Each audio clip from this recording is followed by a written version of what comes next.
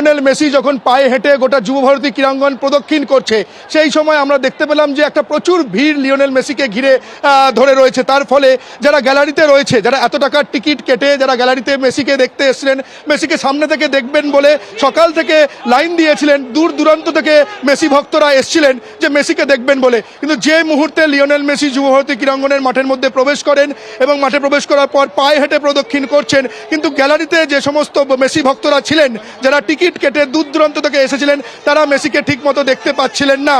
তার ফলে তাদের ধৈর্যের বাঁধ ভাঙে এবং বিশৃঙ্খলা পরিস্থিতি তৈরি হয়। তোমাকে এই মুহূর্তে স্টেডিয়ামের বাইরের ছবিটাও দেখাবো। তুমি দেখো স্টেডিয়ামের ভেতরের যে আঁচ, স্টেডিয়ামের ভেতরের আঁচ এর বাইরেও এসে পড়েছে এই লিওনেল মেসি, অর্থাৎ goat concert India tour Lionel মেসির যে গোটা যুবভারতী ক্রীড়াঙ্গন যে ব্যানার পোস্টারে মুড়ে ফেলা হয়েছে, সেই ব্যানার পোস্টারের ছবিটা দেখতে পাওয়া যাচ্ছে যে একেবারে যারা মেসি ভক্তরা তারা রাগে ক্ষোভে এই ব্যানারগুলো ছিঁড়ে ফেলেছেন এবং তারা মাঠ থেকে বেরিয়ে এসছেন।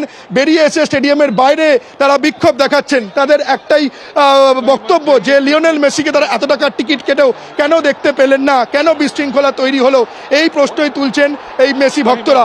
এবং আমরা দেখেছি যে সকাল থেকেই মেসিকে দেখার জন্য দূর দূরান্ত থেকে মানুষজন স্টেডিয়ামের বাইরে সবকটা গেটে লাইন দিয়ে তারা এসেছিলেন। কিন্তু আসার পর যে মুহূর্তে লিওনেল মেসি যুবভারতী ক্রীড়াঙ্গনের ভেতরে ঢোকেন, তারপর কিছুক্ষণ মিনিট 15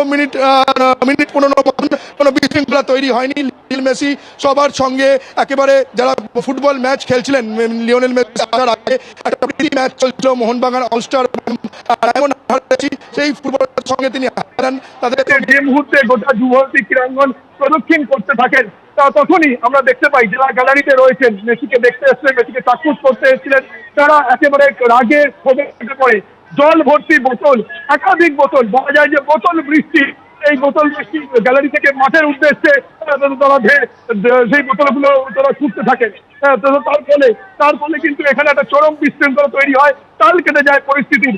আমরা জানি যে এরপর মুখ্যমন্ত্রী মমতা বন্দ্যোপাধ্যায়ের এখানে আসার কথা ছিল, কিন্তু মুখ্যমন্ত্রী মমতা বন্দ্যোপাধ্যায় আসার আগেই এই বিশৃঙ্খলা পরিস্থিতি তৈরি হয়। এবং যা দেখে লিওনেল মেসিকে যারা আয়োজক, যারা উদ্যোক্তা, তারা লিওনেল মেসিকে আর যুবভারতী ক্রীড়াঙ্গনের মাঠের ভেতরে রাখতে তারা সাহস পাননি। লিওনেল মেসিকে সঙ্গে সঙ্গে বার করে নিয়ে যাওয়া হয়। কিন্তু সেই মুহূর্তে আমরা দেখতে পাই যে সৌরভ গঙ্গোপাধ্যায় তিনি মাঠে ছিলেন, তার সঙ্গে লিওনেল মেসির কথা হয়। কিন্তু সেই সময় যুবভারতীর গ্যালারি একেবারে ক্ষোভে ফেটে পড়ে, একের পর এক জল ভর্তি বোতল মাঠে উড়ে আসে এবং সেই ছবি লিওনেল মেসি যখন দেখেন তিনিও অবাক হয়ে যান। কিন্তু একটা পুলিশ প্রশাসনের নিরাপত্তা নিয়ে একটা প্রশ্ন উঠছে, পুলিশের ভূমিকা নিয়ে প্রশ্ন উঠে যাচ্ছে।